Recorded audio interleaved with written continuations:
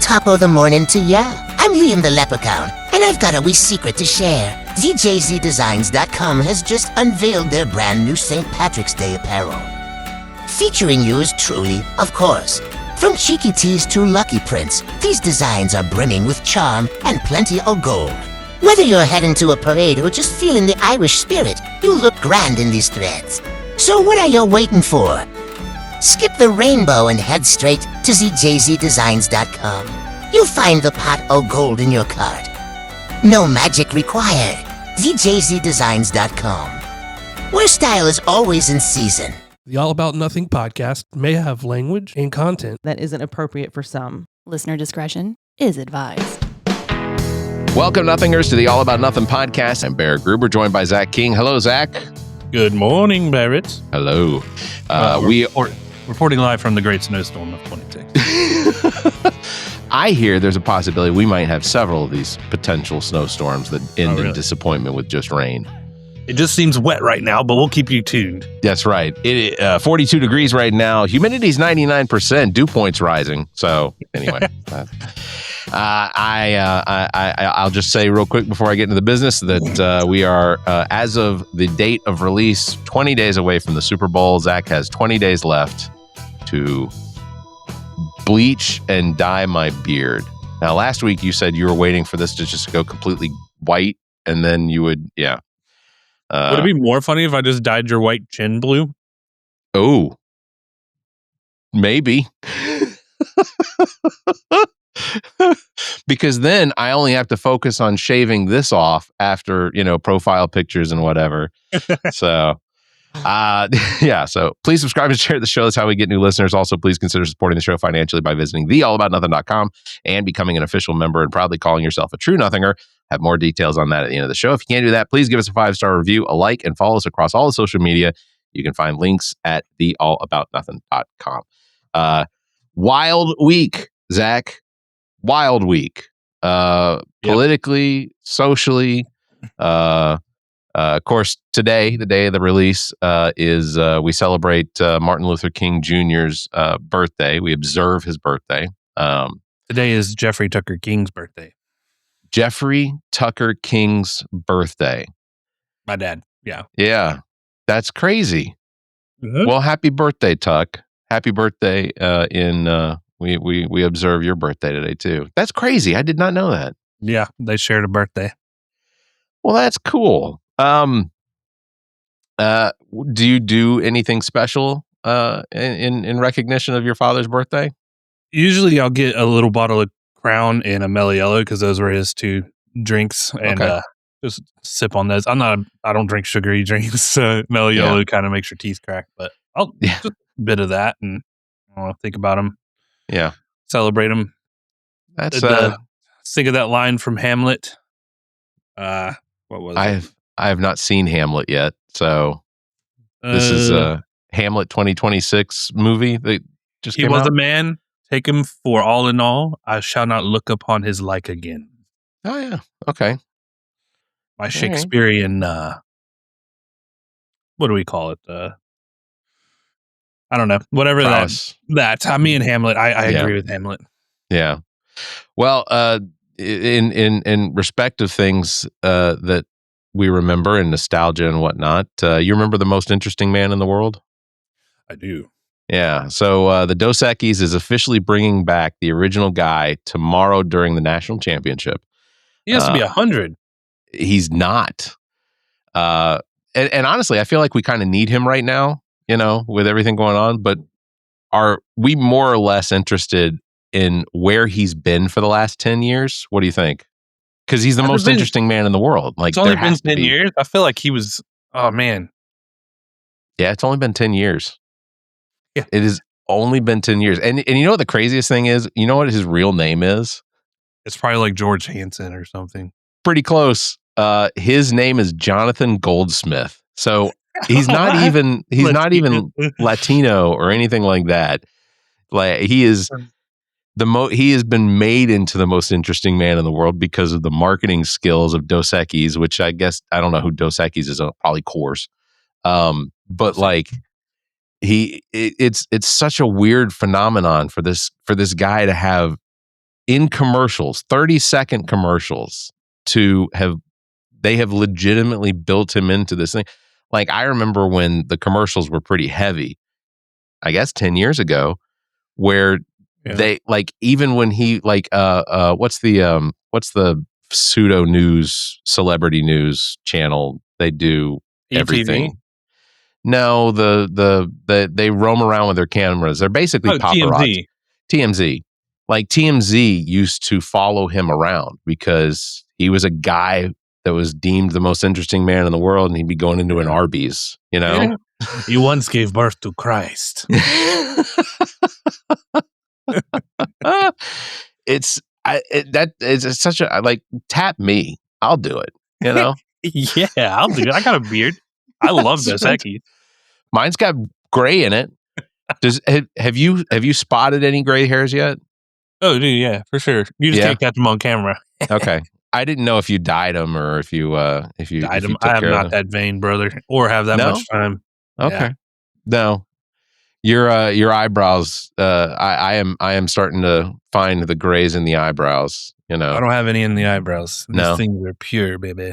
My mother and my father, neither one of them started turning gray until they were in their 60s. Mm-hmm. And I hit 35 and it just went downhill. I mean, the likelihood we're now is officially the most boring men in America. You know what? And I'm just being honest. I would hold that trophy high. Yeah. Come on in, sit down on the recliner. The national championships game is on. That's right, Miami and Indiana. Would you like some milk, 2% or whole? I'm going to give some to the cat if you don't mind.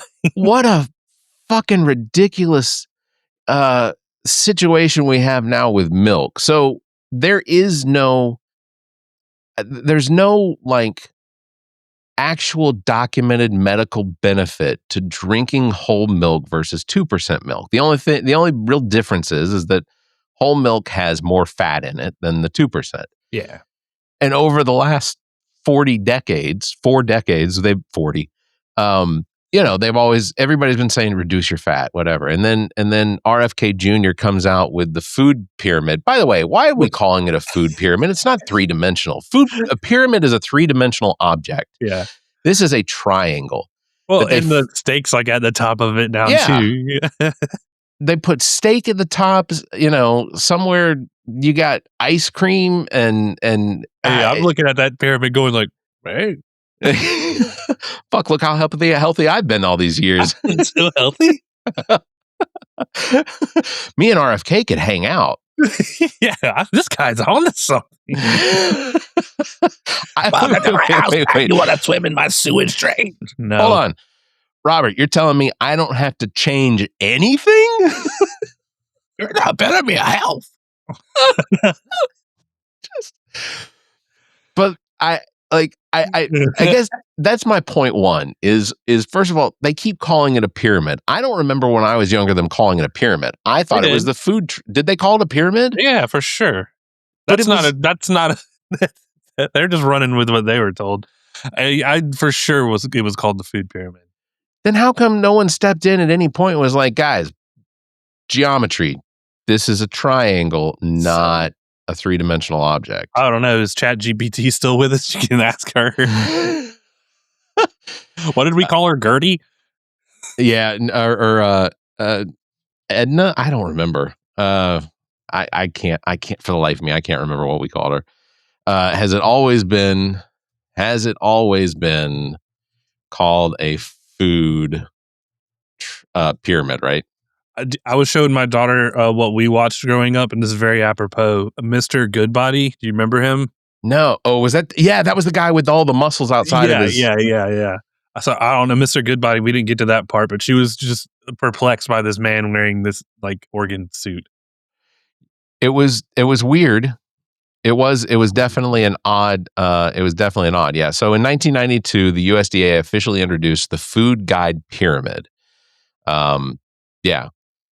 But based on the images, at least they gave it sort of a pyramid type geometry. Like there was a line It that I guess ventures off like it was just a little bit of enough of an angle that you could see that it was a almost a 3-dimensional shape. you said 1992. 1992. Yeah, Mr. Goodbody didn't know shit about no food pyramid. When was Mr. Goodbody? I can't even remember. Mr. Goodbody had to be like 1980 something. I There definitely were reruns when I had to watch it. Yeah, I definitely remember it. But I did he have like curly hair? Was it the same guy that played the Great American Hero? Or what was the guy that? It was for sure the 80s on PBS is what it was. Oh, okay. Oh, 80s. Okay. Yeah, that was back when Arnold Schwarzenegger was trying to pump up the kids. John Burstein, Captain Kangaroo. He was the guy who played Captain Kangaroo. No way. Really? I thought those overlapped. I don't know. I didn't watch Captain Kangaroo. I don't think that I did either, but I imagine somebody would have to correct me on that. I guess it is him, I guess. Really? That was the guy that played Captain Kangaroo? Okay, I do remember. Yeah, so I was right. Curly hair.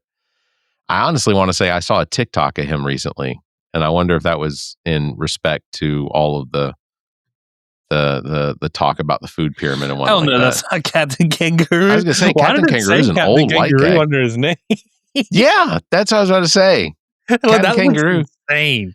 Captain Kangaroo was a bald haircut old man with a it looks like Dark Universe Scotty from the original Star Trek. Yeah, a little bit.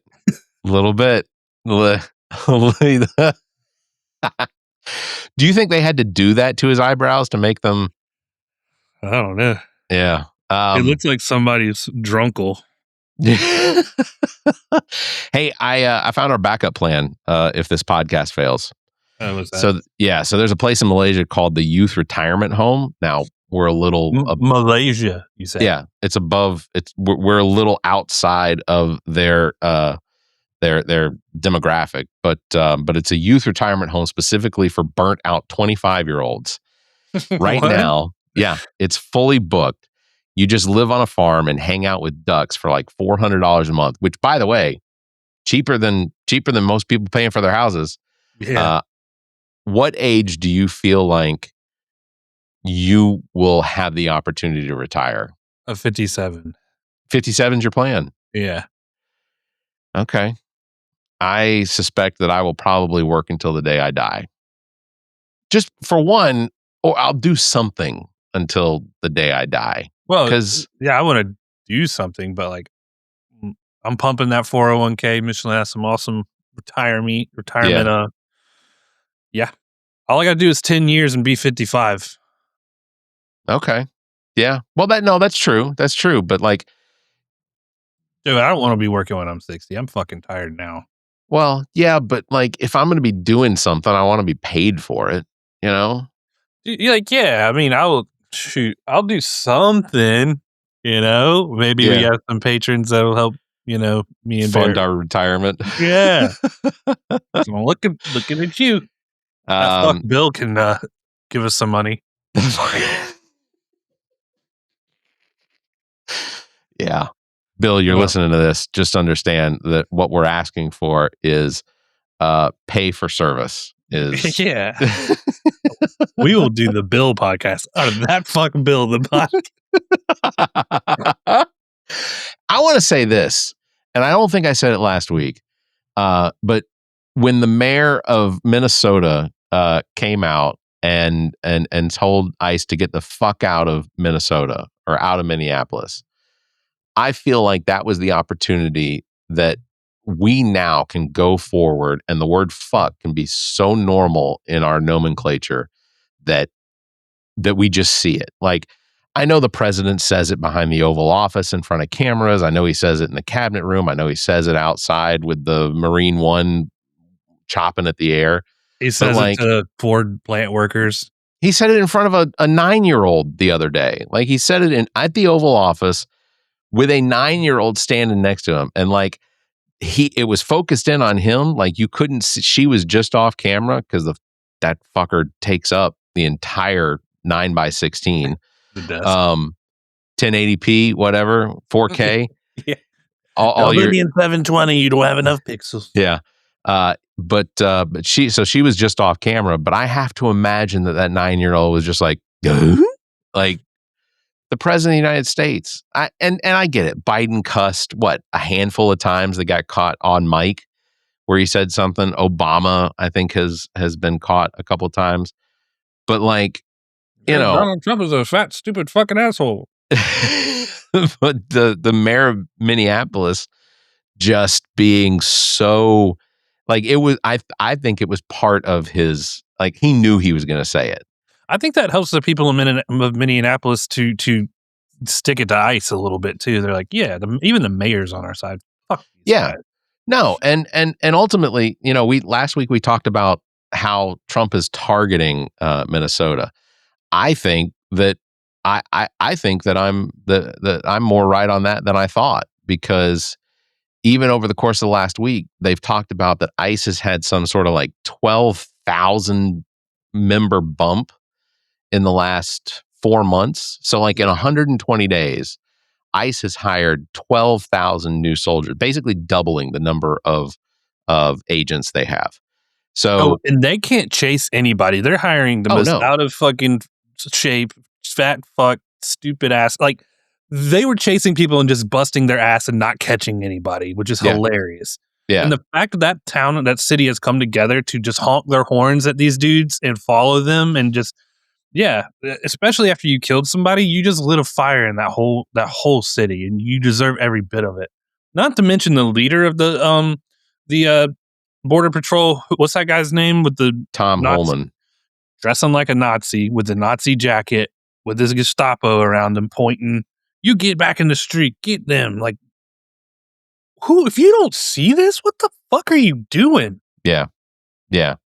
It is essentially the Gestapo, and it's not as shielded or as hidden as Hitler had to do with his Gestapo. It ain't secret police. No. Trump and Kristi Noem and Tom Holman are basically just putting it completely out there and saying, this is what we're doing. But they're targeting Minneapolis specifically because it is, I guess based on the demographics, it is a high number or a high percentage of immigrants from Africa or Central and Eastern Africa that came here during a time when they had to leave the country in order to live, and we had asylum available, so they set up here. And somebody was saying how the reason that Minnesota, I saw somebody say, the reason that Minnesota and that Minneapolis and St. Paul are so liberal is because and it's completely absurd, but that they came to the United States and one of the requirements was that they always vote Democrat, which is the dumbest fucking thing I've ever heard. Because if any of these people have gotten their citizenship, then they probably are voting however they want. I mean, if they're voting at all, they're voting how they want and they feel. But every single time Trump and Holman and Kristi Noem do these sorts of things, that all it does is push people away from their narrative and over towards the more progressive liberal side. It says more about a person from another country who becomes a citizen and is allowed to vote, then chooses to vote Democrat, probably because it has some better fucking ideas than the Republicans and are acting as, politicians. I'm not going to say they're great, even on the Democratic side, but they're not vehemently xenophobic and racist. Right. Which you're getting from the right. So it's not some big mystery. Yeah. And Zach, never let me put words in your mouth because What's this, Barrett? All right, so word. But I am dumbfounded by the people that look at this situation and are either excited about it or believe that this is the necessary path to make the United States great. Right. And even Ronald Reagan said that the United States is great because of our immigration policies and not policies, but the immigration levels that we have. and the fact that we are an extremely diverse country. But then you actually look at the numbers. This country is still a majority white, European white. That we did at one point. There was talk that by 2025 or something like that years ago, and I'm pretty sure these numbers were made up, but they said that the population in the United States, whites were going to become a minority to Latin Americans or Latinos ethnically, which just fucking absurd. Who cares? Like, why is that important? What if you could put yourself in the headspace of someone that is concerned about that? What argument could you potentially make for whites staying in the majority versus Latinos or blacks or Asians or whatever? What argument could you potentially make for that? White is right. I don't know. Like it's ridiculous. And lifting up other ethnicities doesn't take down other ones. Right. I don't know. Diversity, they don't want it. It's purely that. It's racist. But even knowing that is the reason, I still can't wrap my head around it. I can't look at any of my neighbors and be of the mindset that they should be lower than me. I look at my neighbor, Jose, and he has been in this country for more than 40 years. Mm-hmm. He is a citizen. He has a passport for the United States. And he retired from the University of South Carolina as a Spanish language teacher and a Spanish American history teacher, professor. And he and his wife both retired from the University of South Carolina. And I look at that as like, it's a fucking accomplishment. Like you stayed at one job long enough to be able to retire from that job. And what you were teaching has, I think, an extreme amount of value when it comes to, the education system. So I hold him on higher than me, because all I do is I just write code and queries to pull data. Sure. Which is fucking boring and easy, and they pay me well for it. I don't, because I'm with you. When I meet someone who's different, I want to see what they bring to the table that I can learn from them culturally. On a daily basis. How do you think? Like, especially when you have problems, you want someone who thinks differently to come in and help you solve this.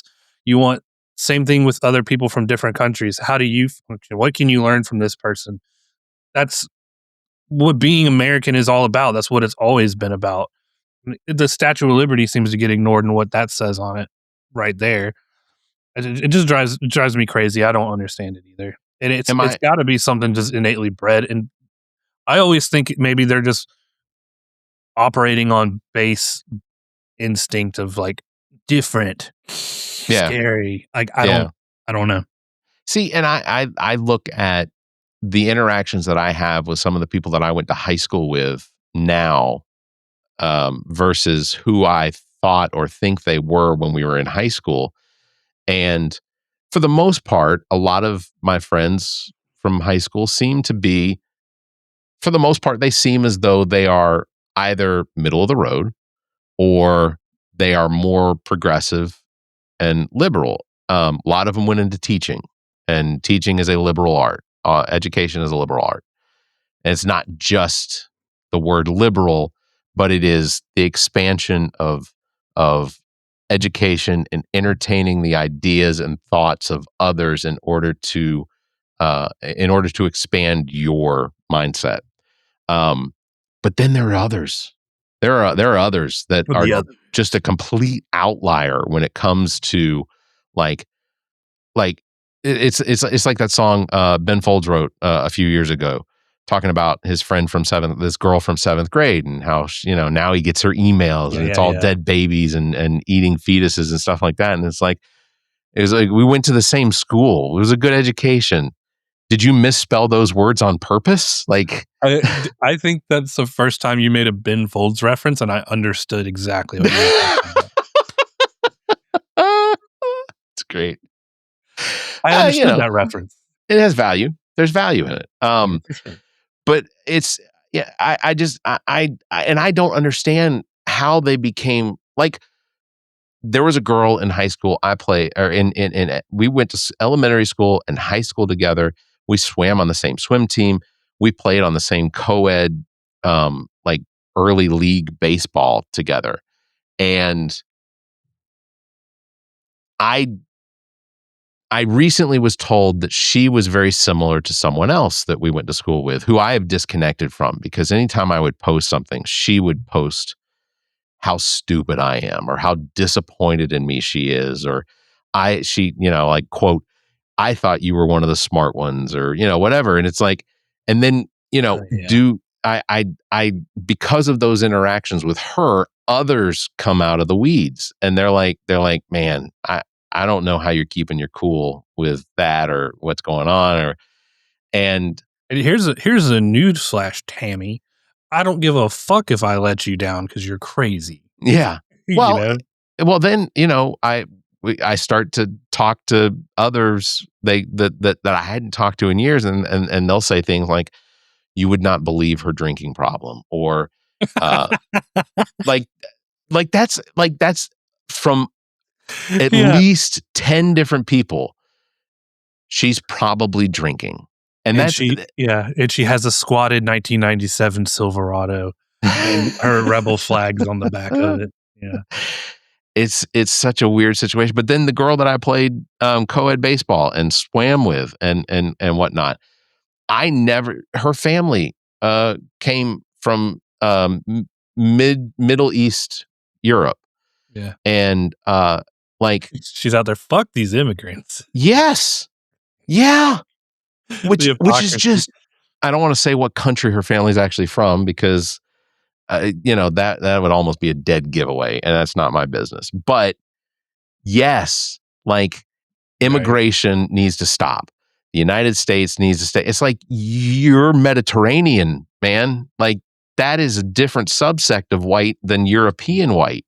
If we had an influx of Brits and Irish people coming in, they wouldn't say a single thing. No. They're coming over here in blimps and just parachuting down and staying.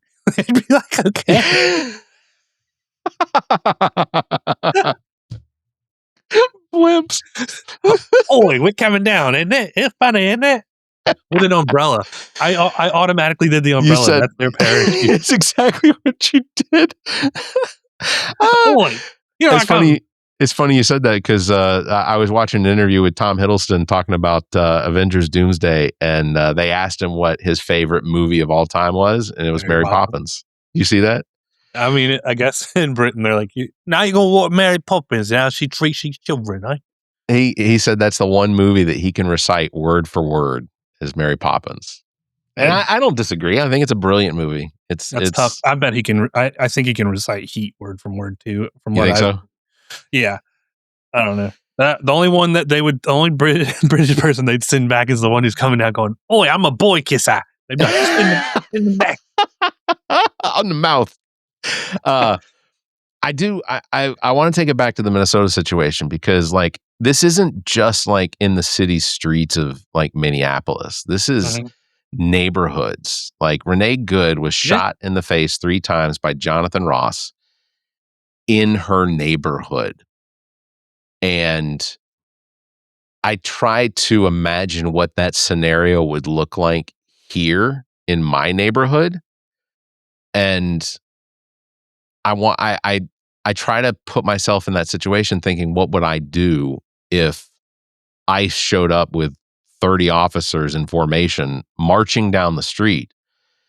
And if it happens in Minneapolis, I think it's just as likely to happen here in South Carolina, because in South Carolina, Lexington County is fully in favor of the ICE brigades. ICE brigade? Yeah. That's what I'm going to call it from now. That's tight. I'll call it Disney on Ice. Yeah. But could you imagine, like, okay, so in that scenario, what I would do, I guess, I don't know. Like, because I'd be out ultimately, there being like, fuck y'all. Oh, to the wall. Yeah. If I had a neighbor here and ICE was like trying to get them, I'd be out their camera like, what the fuck? But see, that's not even the worst part. That is absolutely the worst part. But part of that is the fact that they may stop at every single door and ask for your birth certificates, ask for the birth certificates of your children. Homeland Security does not operate with any sort of enforcement laws. There are no laws in place that allow for Homeland Security to have any law enforcement ability over American citizens. American citizens fall outside of their jurisdiction, as far as what I've read. Knock on my door, ask for a birth certificate. You better show me a warrant or we're going to start treating this like a home invasion. Right. But ICE doesn't even have the ability to pull a warrant. The only ones that do is your county and state law enforcement. Then you better bring someone who's got one because, again, it's going to start getting treated like a home invasion. Well, you live in Richland County, correct? Yes. Yep. So Richland County so far has not actually made any agreements with ICE. There is no ICE enforcement in Richland County in cooperation with the Richland County Sheriff's Department. Dude, I had somebody tell me that I needed to start carrying a birth certificate with me. Like, the fuck I'm carrying papers for the Gestapo. Yeah. No. Lexington County, however, has made agreements with ICE and Homeland Security because fucking Lexington County, we still have a memorial over on Highway 1 that is memorializing the Confederacy and, that when I originally moved here, when I bought this house and moved into it in 2000, and I moved into it in 2002, I bought it in 2001, they were still holding Klan rallies in front of that memorial. I don't know if they still do. I don't go out very often, but they used to. There'd be 15 or 20 guys in hoods and capes, hoods and robes, wearing, with a cross, with not the burning cross, but with torches. I don't know if they were tiki torches, but it used to happen. Cognitive dissonance with these dudes. That's like I saw a picture from I think it was the 50s or 60s, something, and it was the Klan wearing their white hoods and stuff, with two black people trying to say that we're broadening on our horizons. And I was just like, the people who joined the Klan, whoa. Well, the ideology of ICE is basically the same as the Klan. Oh, they're coming to get you. They come and get you because they racially profile you. And then that's where they're like, yeah, where are you from? But now it's not even just that they are so insistent about how people filming them is negatively impacting their ability to do their jobs that now they are detaining and arresting American citizens who they don't even suspect to be immigrants. They don't suspect them to be from outside of the country. They are arresting and detaining them as a threat, not a threat, as intimidation against them because ICE doesn't want to be filmed. Well, it's not illegal to film law enforcement, and anyone that tells you that it is illegal is lying to you. We have a First Amendment right to publicly portray them exactly as they are. So there's nothing against that, but it does seem to antagonize these ICE agents to the point where if you are holding a camera up in front of them, they may potentially hit you, knock you to the ground, put you in zip ties, and then throw you in the back of a truck where you'll be taken to a detention center, processed, and then released because they can't hold American citizens. Mm-hmm. But you're still going to get your ass beat because you were filming them. I don't know. I told Bill, I said that I think that the best way to do any of this is one, protest, but protest peacefully. Don't antagonize the ICE agents because ultimately they already feel emboldened to beat people and shoot people and gas people. My suggestion is don't carry in your paperwork because the potential is that's likely the only paperwork you have, and the process of getting new birth certificates and things like that, just don't do it. Don't carry it with you to protest. You don't need it. Now, even a driver's license. Leave it in the car. Don't take anything identifiable about you to these protests, because if something goes down and you get detained, I don't think that it's a good idea to have that stuff on you. in the event that it gets lost or destroyed by Homeland Security. I think you have it's a to bad have. idea. I think you have to have identification. Period. Though, Do you? if As you're an over the American age citizen? of 18, I believe you have to. I think that's part of our freedom, though. I don't think you do. We live in a country where you're not supposed to. Law enforcement isn't allowed to profile you based on anything. That if you're driving a vehicle, you have to have a driver's license. Mm-hmm. You have to have, if you live in a state where insurance is required, you have to have insurance. If you live in a state where your car registration is required, then you have to have your registration on you. Absolutely. But to just be walking in a crowd, I don't think requires identification. Yeah, And I'd have to look that up. He's going to Google it. But I don't know. I also wanted to bring up the, have you heard about this gamer tax? No. So, Zach, say you build your own PC and you're about to get, PCs are about to get a lot more expensive. Chinese New Year's coming up. Prices always go up. AI is jacks the price of RAM through the roof. Right? Well, there's also a new 25% tariff on NVIDIA and AMD chips that just kicked in. They're calling it a national security move. But basically a 25% tax on being a gamer. We are actually going to start making these things in the US. That's the next step, is in order to get around these tariffs, which aren't tariffs. They're basically sanctions, right? Because to call it a tariff, you don't need the ID, by the way. Sorry, you do not. Okay, but to call them tariffs is starting to become ridiculous, because we're using them as a form of retribution against countries and companies outside of the United States. A tariff is designed to protect industry in the United States, because manufacturing of something outside of the United States could potentially be less expensive and they could sell their products for less here in the United States, pushing out local manufacturing. But what we have now isn't necessarily protecting the United States industry, and it may bring some of that industry to the United States, but it's not going to cost less. Like, to manufacture it here, an NVIDIA video board is going to cost more, because we don't already have the infrastructure to build video cards like that here in the United States. are we mining the silicon and things that we need here? No. I mean, maybe we would have the opportunity to do that in Alaska, or there may be places in the United States that are untapped as far as silicon, but it isn't what they have in China. I mean, it's immense, and it's because of the geography of China. Those natural resources are there where we don't have them here.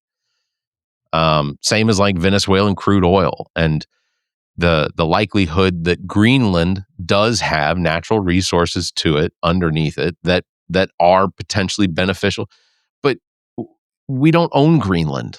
And this idea that just because Donald Trump says he wants it, he thinks that we can just go take it. Another thing about the Venezuelan situation with the crude oil, Exxon made the decision that they weren't going to be a part of this administrative act that the other oil companies are getting in on, because the crude oil that comes out of Venezuela is a very low quality oil. They're kind of been there, done that too, right? Yeah. Like anyone with any sort of knowledge about the economics of Venezuela knows that, one, yes, they are sitting on the largest oil reserve on the planet. It just happens that because of it being there, and a lot of the countries that are on the equator have this sort of situation, because it was a very vegetative, high population of forests and jungles and things like that along the equator. Still is.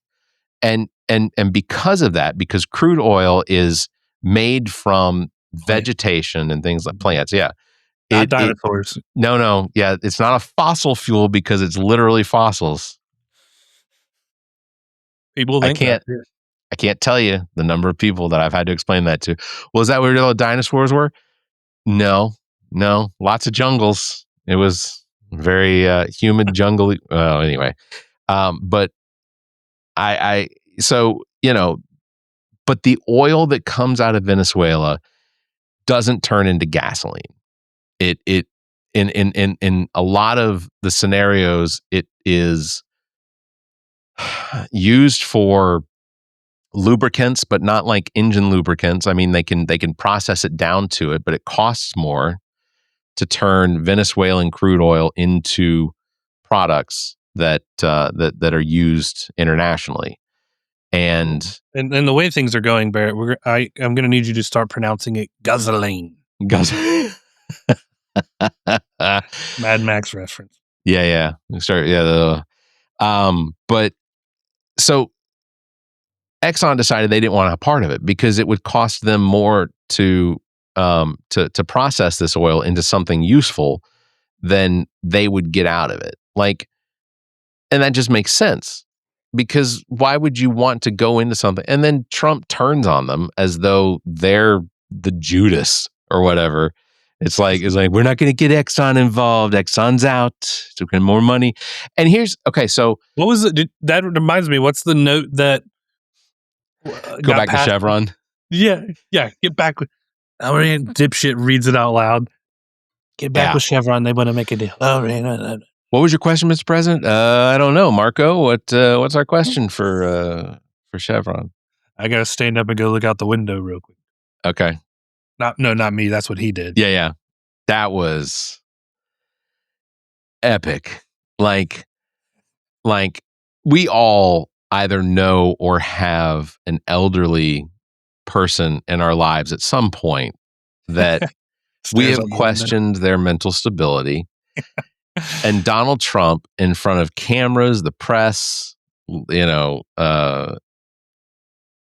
corporate leadership of these oil companies, says, "Wait, I'm going to go look for a second." And then he comes back. He goes, "I know that was weird to look." Like, in my room in the White House, I have a huge window, tremendous window, besides some of the best window. That's what he just does, is fucking stares out the window. Well, it's like when he used to do those. He would go outside and speak in front of the press with the helicopter, whirling. So he's constantly having to yell because the helicopter's going. Turn the helicopter off. There's no reason. He's not going anywhere, obviously, because the next scene is him just kind of meandering around in a circle on the White House lawn. Yeah. Also, he's like a Roomba that doesn't know where to go. Yeah. I don't know if this is true, but just from the perspective of watching the news where they have had a shot of the White House and you see the 3 American flags. You see the one flag that's on top of the White House, and then you see those 2 new flagpoles. The flag on the White House, I think, stands at a higher elevation at full staff than the 2 on the ground. And I thought that these were supposed to be flags that you would be able to see from almost any point in Washington, D.C. or in Virginia or Maryland, if you were looking in the direction that you would be able to see these flagpoles as high as they are. They're not taller than anything else. No. The White House is... I don't remember any of that. Yeah, you don't remember him putting up these 2 giant flagpoles in the. I thought that you're saying that one of them's been there. I've never. When I was in DC, there was no like. No, there's always ever been just one flag flying above the White House. That's all you need.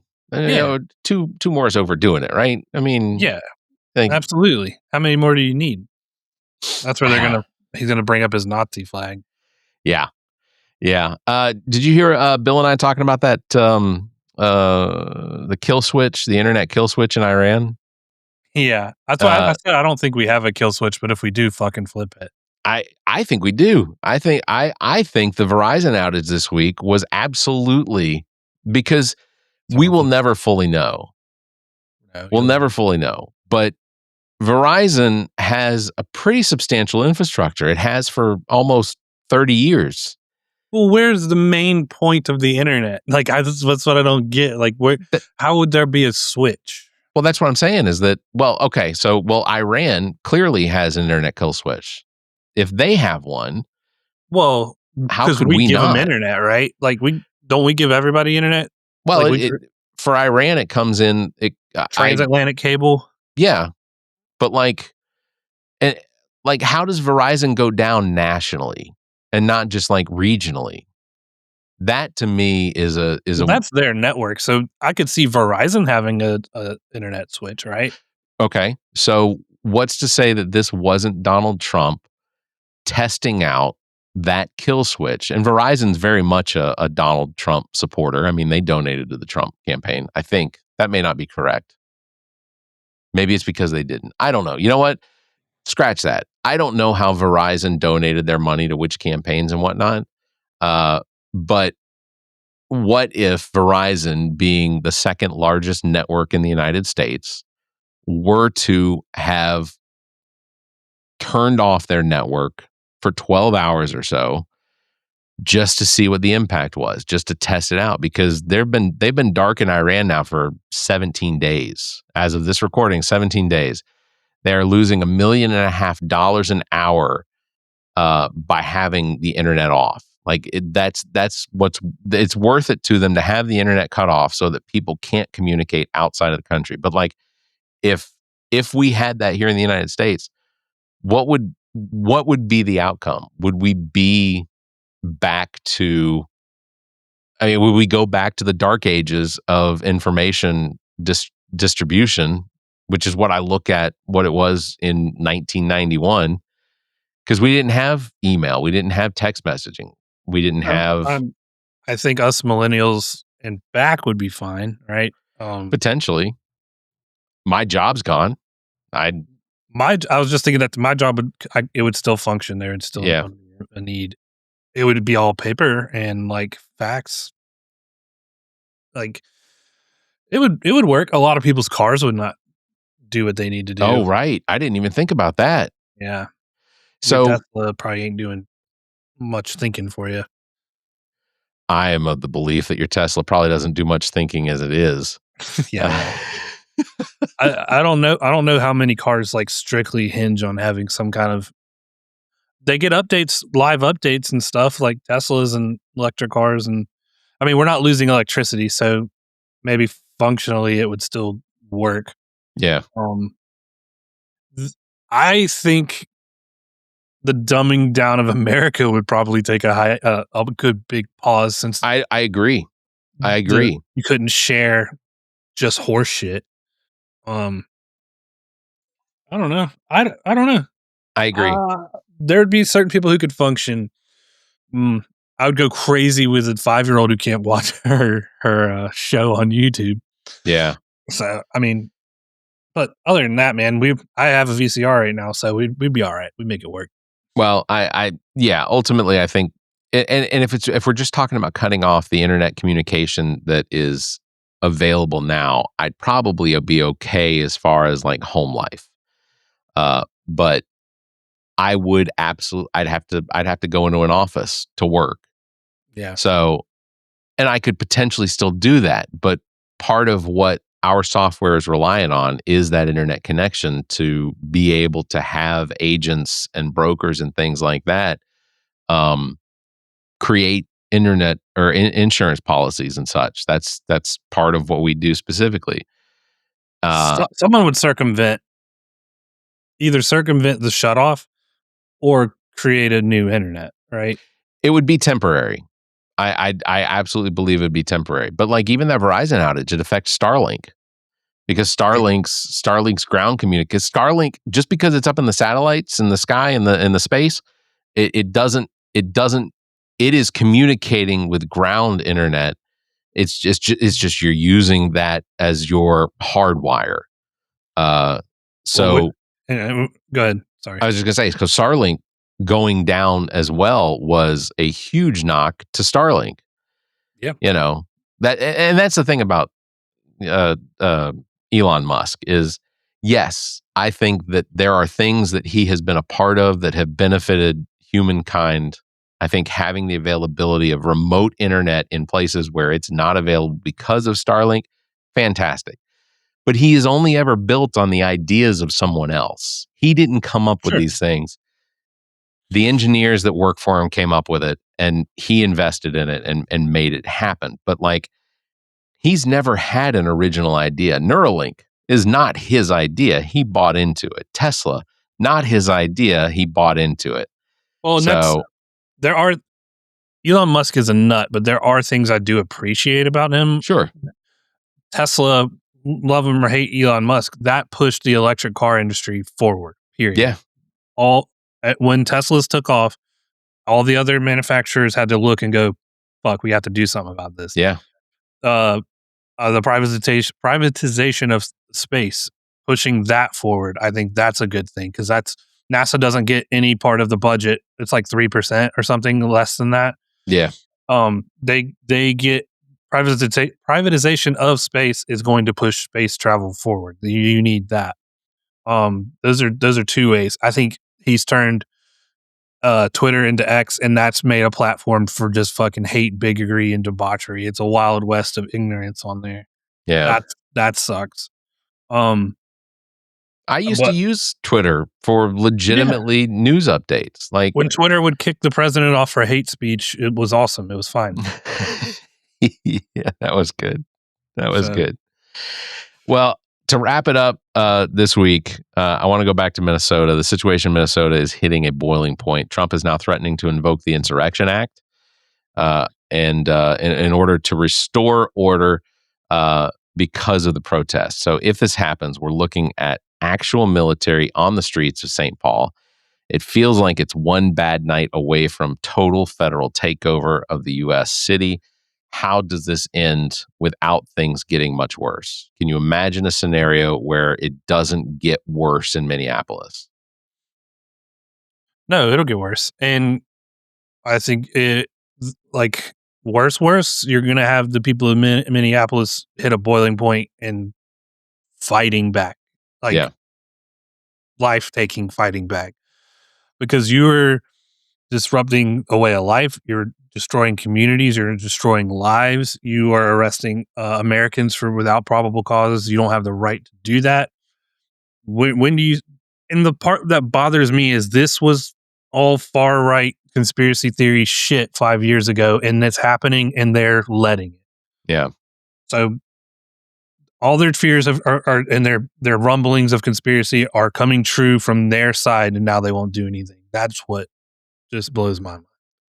If we reach a point where martial law is declared and the Insurrection Act is invoked in all 50 states and territories and whatnot, I think and I fear that we will have a situation where we are fighting our own military.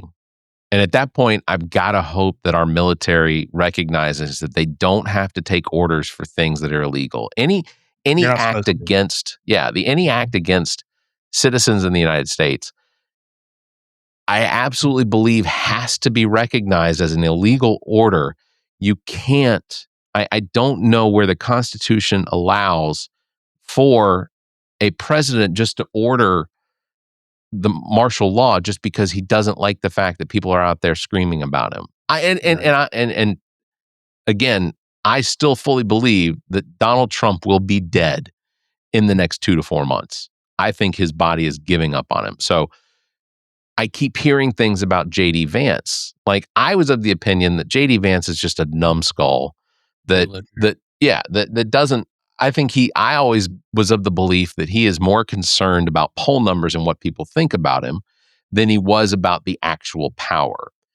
I'm starting to get the impression that he is more about the power than I thought, and that we could see a JD Vance who is worse than Donald Trump. I still don't see it, but I'm hearing enough people talk about it that does concern me, because JD Vance is obviously not going to die of his brain shutting down. Not anytime soon. He's not going to catch anything from a couch, maybe, rug rash or whatever. But should we be concerned about a potential JD Vance who's just as power hungry and financially hungry as Donald Trump? Because everything Donald Trump is based on money. I mean, the United States is now going to be controlling the financial interests of the oil coming out of Venezuela. I don't know, man. JD Vance is weird because he completely turned 180 just to be the vice president, right? Exactly. that's not who he was. And I guess I hold out hope that who he's portrayed as now isn't who he is, really. Right. I don't know. Yeah, you would think that his background of being, an Appalachian hick, I guess, would be that the foundation of his belief system is that the government should stay out of people's lives. That the government takes taxes in order to make the lives of the people that it encompasses, makes their lives better. And because that's the whole role of government to me. Government takes taxes in order to make people's lives better. It doesn't prevent them from making them better. It just makes it allows them to make their lives better. The people who are scary are the people who are behind the scenes, like Stephen Miller. Yeah. That's an openly racist and misogynistic fuck with no apologies. Who apparently is a wild matador in the bed. Have you heard these things? Like Katie Justin Miller, Diamond looking motherfucker, dude. I don't know. Yeah, Katie Miller comes out and talks about just how insanely voracious he is in bed, and it's like ugh. Gross. Like Screech. He is right. He is Voldemort with a nose, as far as I'm concerned. Like, yeah, he looks like a runaway testicle. Yeah. I don't know. I think that Minnesota is the testing ground to see how much they can get away with. We're a few months away from finding out if we're even going to have 2026 elections, because there is talk now that Donald Trump is going to try to in some way prevent the elections. Again, I think he's going to be dead, but they're trying to come up with a way to prevent the elections in 2026 because the Republicans see the writing on the wall. They know they're going to lose the House. They think they might lose the Senate. And there might be enough votes that there's people on TikTok and Instagram that I get that they're not really in a place to have the knowledge, but they talk about how there are the votes in the cabinet to potentially invoke the 25th Amendment now. But that if we go into Greenland, that the House has enough Republican support to impeach Trump for a third time, and that if we go into Greenland without Congress's intervention, that there are enough votes in the Senate to actually remove him from office. And I would love for that to be the case, because there's no benefit for us to going into Greenland. We're already in Greenland. We have military bases in Greenland to protect our interests in Greenland. If it's just that we want the mineral rights, work out a deal. I mean, well, yeah, and I don't think we're going to go, because then you're going to have to fight France and other NATO countries. Oh yeah, now showing up there as they should. It's exactly what. Just the craziness of the idea that we would potentially go and fight against other NATO members is insane to me. Like, just insane. That's why I don't think it. I hope not. I hope you're right. I hope not. I think that is for internationally, that is going to be the red line that Biden allowed to be crossed. That's going to be the red line that Obama allowed to be crossed. And I suspect that our international allies will no longer be our allies. I think we're making them not our allies anyway. So, yeah. I think they understand that I don't know, man. I was about to say, I think they understand that there's most of us out there don't agree with this, but they voted for him. So, yeah. Well, let's wrap it up on one last thing. Anything new in television you're watching, or anything people should be watching on television? Oh, Fallout, the new series is out, so that's been pretty good. Yeah, we're 5 episodes in. I like it. The story is not being advanced in any which way, as did the finding the dad. You just see him doing stuff. It's been good. It's been good. I just hope it picks up a little. Other than that, I haven't been watching TV. I will say we are the new series Best Medicine on CBS, which I am going to find a hard time promoting CBS a lot. But the new series is called Best Medicine. It is completely based off of the British television show called Doc Martin. And so far, I'm enjoying it. So it's got Annie Potts in it from Ghostbusters, which is, I love her. Anything she's in, anything she does, I want her to do more. So Best Medicine on CBS, it's fantastic. And Survivor's coming back. So you and your smut television with the Survivor. I love it. All right, that is going to do it. You can find links to all of our past episodes, podcast platforms, merchandise, and social media, all available at our webpage, theallaboutnothing.com. And if you think our financial model of giving away free content and entertainment is silly and you're in the giving mood, become an official Nothinger. Support the show. Members get early access to this episode as well as other exclusive content. Visit members.theallaboutnothing.com, or you can find a link on our webpage. You can also give us a one-time donation through the same link. If you'd like to be a part of the show, of course, you can call and leave us a message, 803-672-0533, or email the show at theallaboutnothing.com. You can also join our Discord server, links found on our webpage. Thank you very much for everyone for listening. Thank you, Zach, for being here on a snowy Sunday morning somewhere. Yeah, maybe in Russia or something. I don't know. It's not here. Everybody, you stay safe, be kind, and looking at you, Eyes, keep your hands to yourself. The All About Nothing podcast is a product of Big Media and produced and engineered by me, Barrett Gruber. Thanks to Cake for our intro music, Sick of You. You can follow Everything Cake, the band, at cakemusic.com. Thanks to Muff, the producer, for our outro music. You can follow Muff on Instagram at Muff the Producer. You can follow me across social media by visiting Linktree/Barrett Gruber. And you can follow Zach King on Linktree/AANZach. Want to support the show? Visit our webpage, theallaboutnothing.com, and become a member. There are several tiers available that give you early access to episodes as well as exclusive content. To find links to our social media, podcast platforms, and merchandise to support the show, as well as past episodes, visit theallaboutnothing.com. If you'd like to be a part of the show, you can email theshow@theallaboutnothing.com, or you can call our number and leave a message. Dial 803-672-0533. If the time between these episodes is more than you can handle, check out our sister shows. What the Pod Was That with Carrie, Zach, and myself. Welcome to Wonderland with Ami. Politically Speaking with Erica, Kirsten, and Emily, and Black, White, and Blue in the South with Dr. Jameel Brooks and Bill Kimmler. Please subscribe and share this show. If you're on YouTube, please subscribe and punch that notification bell. Thank you for listening, and hear us next week.